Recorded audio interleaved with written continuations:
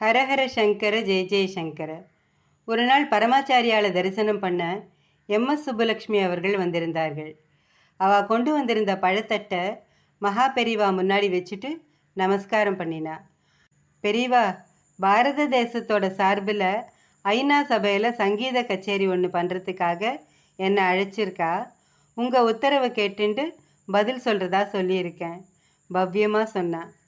மெல்லிசான புன்னகையோட ஆசீர்வாதம் பண்ணுறாப்புல கையை வசத்தின ஆச்சாரியா, ரொம்ப நல்லது. இது உனக்கு மட்டுமான கௌரவம் இல்லை, நம்ம தேசத்தோட கௌரவத்துக்கானது.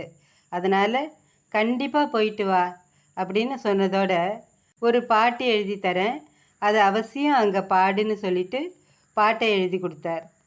லோக மக்கள் சண்டை சச்சரவு இல்லாமல் ஒருத்தருக்கு ஒருத்தர் ஒத்தாசையாக இருக்கணுங்கிற அர்த்தத்தில் அமைஞ்ச அந்த பாட்டு, மைத்ரீம் பஜத அகிலஹ் ஜேத்ரீம், மைத்ரீம் பஜத அகிலஹ் ஜேத்ரீம் அப்படின்னு தொடங்கினதுனால அதுக்கு அந்த பேரையே வச்சார். பரமாச்சாரியாலோட ஆசீர்வாதமே பெரிய சந்தோஷம். அதை விட பெருசாக அவரே ஒரு பாட்டை எழுதி கொடுத்து அதை அவசியம் பாடுன்னு சொல்கிறாருன்னா அந்த சந்தோஷத்தை என்னன்னு சொல்கிறது? சந்தோஷத்தில் கண்கள்லேருந்து கண்ணீர் அருவியாக பெருக அந்த பாட்டை வாங்கி பத்திரப்படுத்திட்டு புறப்பட்டார் எம்எஸ். ஆச்சு. குறிப்பிட்ட நாளில் குறித்த நேரத்தில் ஐநா சபையில் பாடுறதுக்காக போய் இறங்கினா எம்எஸ். சரியாக அதே நேரத்தில் தடங்கல் மாதிரி ஒரு லாக் ஏற்பட்டுது. ஏரோப்ளேனில் போய் இறங்குறவாளுக்கு ஜெட் லாக்னு ஒரு பிரச்சனை ஏற்படும்னு சொல்லுவா. அந்த மாதிரி ஏதாவது ஏற்பட்டிருந்தா பரவாயில்ல, சமாளிச்சுண்டுடலாம். இவாளுக்கு ஏற்பட்டது த்ரோட் லாக்கு. காற்றினிலே வரும் கீதம்னு பாடினவாளோட வாய்ஸில் வெறும் காற்று மட்டும் வர மாதிரி தொண்டை அடைச்சுண்டுடுத்து. ஐநா சபையில் பாடுறதுக்கு இன்னும் 2-3 மணி நேரம்தான் இருக்குங்கிற அந்த சூழ்நிலையில் என்ன பண்ணுறதுன்னே புரியல.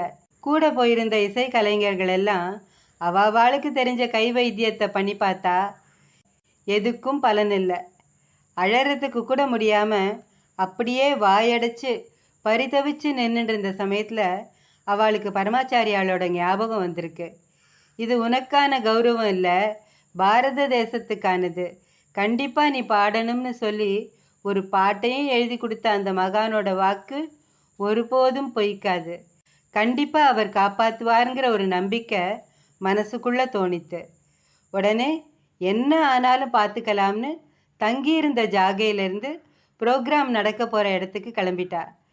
ஐநா சபை கூட்டத்தில் அவள் போய் உக்காந்ததும் சபையே நிசப்தமாயிடுத்து.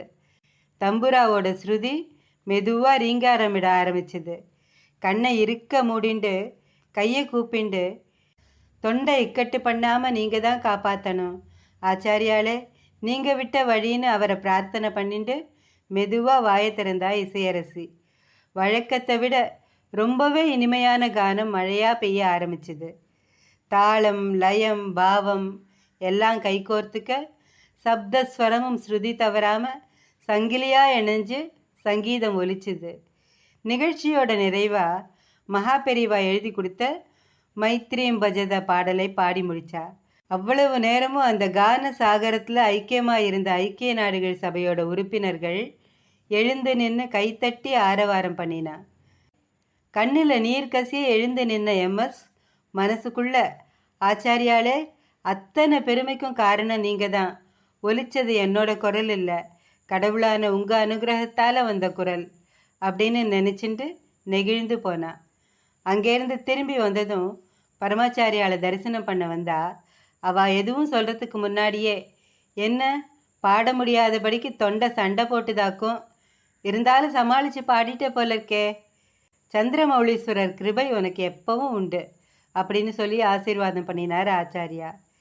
இந்த லோகத்தில் எந்த மூலையில் என்னோட பக்தர்களுக்கு என்ன நடந்தாலும் எனக்கு தெரியும், அவளை நான் இருந்த இடத்துல இருந்தே காப்பாற்றுவேன்னு சொல்லாமையே உணர்த்திட்ட மகா பெரிவா அந்த மகேஸ்வரனாவே தெரிஞ்சார்.